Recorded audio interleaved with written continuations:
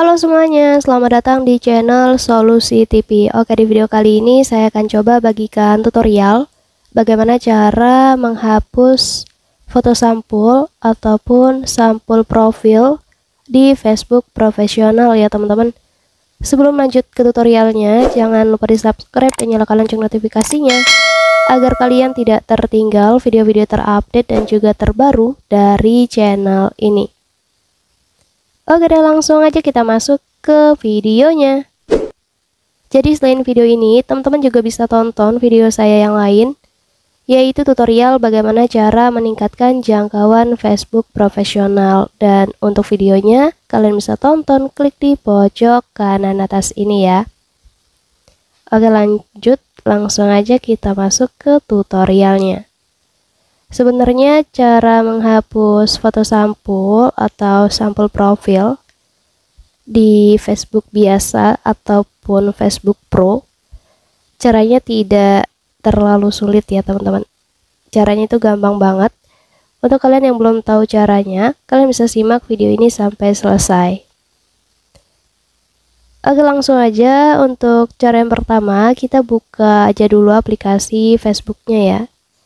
Jadi untuk kalian pastikan sebelumnya telah mengupdate ataupun memperbarui aplikasi Facebooknya ya. Kalau sudah, kalian bisa lanjutkan dengan membuka aplikasi Facebooknya. Setelah itu langsung aja kita masuk ke halaman profil dari akun Facebook kita. Nah, jadi di sini untuk kalian yang menggunakan Facebook profesional ya, mungkin pernah mengeluhkan tidak bisa ataupun belum tahu bagaimana cara menghapus sampul profil atau foto sampul di akun Facebooknya. Caranya itu kalian tinggal klik aja di bagian foto sampulnya. Nah, nanti kalian pilih aja yang lihat sampul profil ini ya. Setelah muncul tampilan seperti ini, kalian tinggal klik aja di icon titik 3 di pojok kanan atas ini. Lalu kita pilih aja opsi yang hapus foto. Setelah itu kita pilih aja hapus. Selesai, dan di sini kita bisa refresh ya aplikasi Facebooknya.